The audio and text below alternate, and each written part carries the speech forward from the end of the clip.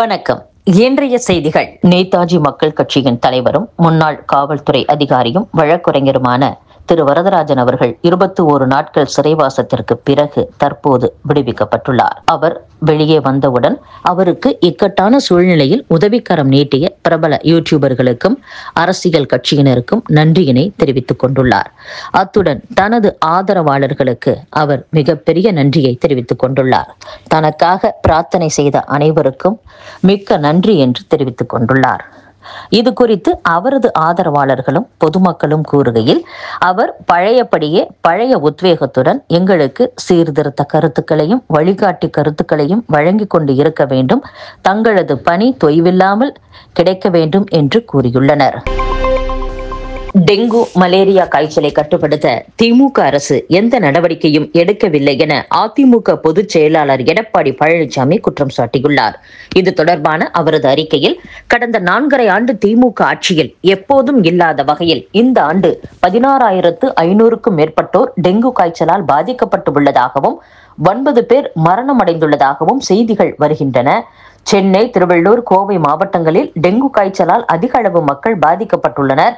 ஆனால் டெங்குவை கட்டுப்படுத்த எந்தவித நடவடிக்கையும் எடுக்கவில்லை. கடைகள், வீடுகள், சாலையோரங்களில் உள்ள பழைய டயர்கள், தேங்காய் ஓடுகள், உடைந்த பழைய பிளாஸ்டிக் பாத்திரங்கள் ஆகியவற்றில் தேங்கியிருக்கும் தண்ணீரை அப்புறப்படுத்த வேண்டும். டெங்கு, மலேரியா போன்ற காய்ச்சலால் பாதிக்கப்பட்ட மக்கள் அரசு மருத்துவமனைகளுக்கு படையெடுக்கின்றனர். அதிக நோயாளிகள் அரசு மருத்துவமனைக்கு வருவதால் தேவையான மருந்து மாத்திரைகளை மாநிலம் முழுவதும் உள்ள அரசு மருத்துவமனைகள், ஆரம்ப சுகாதார நிலையங்களுக்கு பற்றாக்குறை இல்லாமல் வழங்க வேண்டும்.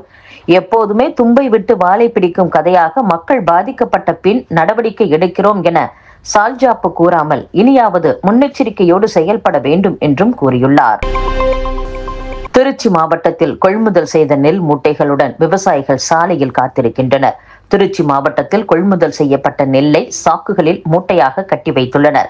அவற்றை குடோன்களுக்கும் அரவை ஆலைகளுக்கும் கொண்டு செல்ல லாரிகள் வராததால் நெல் மூட்டைகள் சாலையிலேயே தேங்கி கிடக்கின்றன. கடந்த 3 தினங்களாக மழை குறைந்து வெயில் நிலவுவதால் வயல்களில் தேங்கிய தண்ணீர் வடிந்துள்ளதால் அறுவடை செய்த நெல்லையும் கொள்முதல் நிலையங்களுக்கு தூக்கி வந்துள்ளனர். உத்தமர் சீலி, பனையபுரம், கிளிக்கூடை கிராமங்களில் கொள்முதல் செய்த நெல் மூட்டைகளுடன் கொள்முதல் செய்ய வேண்டிய நெல்லையும் சாலையில் கொட்டி வைத்து விவசாயிகள் காத்திருக்கின்றனர். இது குறித்து விவசாயிகள் கூறுகையில், திருச்சியில் இந்த கிராமங்களில் அறுவடை செய்த நெல் மட்டும் 1 கிலோமீட்டர் தொலைவுக்கு 3000 நெல் மூட்டைகளாகவும் 10,000 மூட்டை நெல் குவியலாகவும் தேங்கி கிடக்கிறது. வெயில் அடிப்பதால் மூட்டையாக கட்டி வைக்கப்பட்ட நெல்மணிகள் அவிந்து போக வாய்ப்பு உள்ளது. மழை பெய்தால் நனைந்து வீணாகிவிடும். மூட்டைகளை ஏற்றிச் செல்ல குடோனில் இருந்து லாரிகள் வராததால் 3 நாட்களாக காத்து கிடக்கிறோம் என்று கூறியுள்ளனர். பசும்பொன் முத்துராமலிங்க தேவர் ஜெயந்தி விழாவை முன்னிட்டு பசும்பொன்னில் 3 அடுக்கு போலீஸ் பாதுகாப்பு பலப்படுத்தப்பட்டுள்ளது. கமுதி, முதுகளத்தூர் வழியாக வரும் வாகனங்கள் மாற்றுப்பாதையில் செல்ல அறிவுறுத்தப்பட்டுள்ளது. ராமநாதபுரம் மாவட்டம் பசும்பொன்னில் முத்துராமலிங்க தேவர் 118வது ஜெயந்தி விழா 62வது குருபூசை விழா அக்டோபர் 28ஆம் தேதி முதல் கொண்டாடப்படுகிறது. இதனை முன்னிட்டு ராமநாதபுரம் மாவட்டம் முழுவதும் 24 மணி நேரமும் 10,000 போலீசார் பாதுகாப்பு பணியில் ஈடுபட்டுள்ளனர். ராமநாதபுரம் மாவட்டத்தில் 163 தடை உத்தரவு அமலில் இருக்கும் நிலையில் பல்வேறு கட்டுப்பாடுகள் விதிக்கப்பட்டுள்ளன. விழாவில் கலந்து கொள்ள வருபவர்கள் போலீசாரிடம் உரிய அனுமதி பெற்று சொந்த வாகனத்தில் மட்டுமே வர வேண்டும். வாடகை வாகனங்கள், 2 வீலர்களில் வருவதற்கு தடை விதிக்கப்பட்டுள்ளது. இன்று அரசு விழா கொண்டாடப்படும் நிலையில் வெளி மாவட்டங்களில் இருந்து வரும் அரசு, தனியார் பேருந்துகள், சரக்கு வாகனங்கள் பார்த்திபனூர், கமுதி, முதுகளத்தூர், சாயல்குடி பகுதிகளுக்கு வர அனுமதி கிடையாது. மதுரையில் இருந்து வரும் பேருந்துகள், சரக்கு வாகனங்கள் பூவந்தி, சிவகங்கை, காளையார் கோவில், சருகணி, திருவாடனை, RS மங்கலம், தேவிப்பட்டினம் வழியாக ராமநாதபுரம் வர வேண்டும். ராமநாதபுரத்தில் இருந்து மதுரை செல்லும் பேருந்துகள், சரக்கு வாகனங்கள் இதே வழியில் செல்ல வேண்டும். பசும்பொன் விழாவிற்கு செல்வோரின் வசதிக்கு ஏற்ப கிராமங்களில் இருந்து கூடுதல் பேருந்துகள் இயக்கப்படும். சொந்த வாகனங்களில் வருபவர்கள் வெளிப்புறத்தில் தொங்குவது, கூரையின் மீது அமர்ந்து பயணிப்பது, வெடி வெடிப்பது போன்ற விதிமீறல்களில் ஈடுபடக்கூடாது.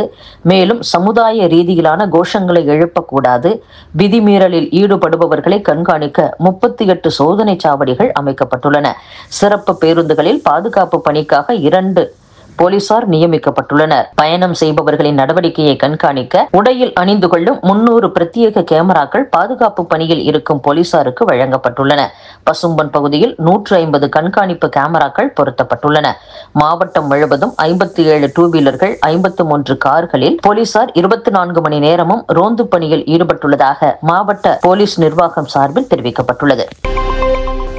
மதுரை வண்டியூர் டோல்கேட் அருகே அம்மா திடலில் தி ஓஷன் அமைப்பு சார்பில் 10 கோடி ரூபாய் செலவில் நீருக்கு அடியில் அக்வாரியம் அமைக்கப்பட்டுள்ளது. முழுவதும் குளிரூட்டப்பட்ட இக்கண்காட்சியில் கடல் படுக்கையின் வண்ணமயமான காட்சிகள், லட்சக்கணக்கான மீன்கள், கடல் கன்னிகள், ஜன்னல் வழியே மனிதனும் மீனும் காதலிக்கும் காட்சி, மனிதனை போன்று 6 அடி நீளம் 80 கிலோ எடையுள்ள மீன்களின் ராஜாவான அரபைமா மீன்களை சுரங்கம் வழியே அருகில் கண்டுகளிக்கலாம். பார்வையாளர்களுக்கு கடலுக்கு அடியில் நடப்பதை போன்ற அனுபவம் கிடைக்கும். பாடலுக்கு ஏற்றவாறு நடனமாடும் ரோபோட்டிக் நாய்கள், பாக்கெட் குரங்கை கண்டு மகிழ்வதுடன் 135 அடி உயரத்தில் அமைக்கப்பட்டுள்ள ஆகாய ஹோட்டலில் குடும்பத்துடன் உணவருந்தலாம். 10 ரூபாய் முதல் வீட்டு உபயோகப் பொருட்கள், சமையல் உபகரணங்கள் வாங்கலாம். பார்க்கிங் வசதியும் உண்டு. நுழைவு கட்டணம் 5 முதல் 10 வயதினருக்கு 149 ரூபாய், பெரியவர்களுக்கு 199 ரூபாய். வார நாட்களில் தினமும் மதியம் 2 மணி முதல் இரவு 10 மணி வரை, விடுமுறை நாட்களில் காலை 11 மணி முதல் இரவு 10 மணி வரை பார்வையிடலாம் என்றும் தெரிவிக்கப்பட்டுள்ளது. இத்துடன் செய்திகள் நிறைவடைகின்றன. மீண்டும் நாளை சந்திப்போம். வணக்கம்.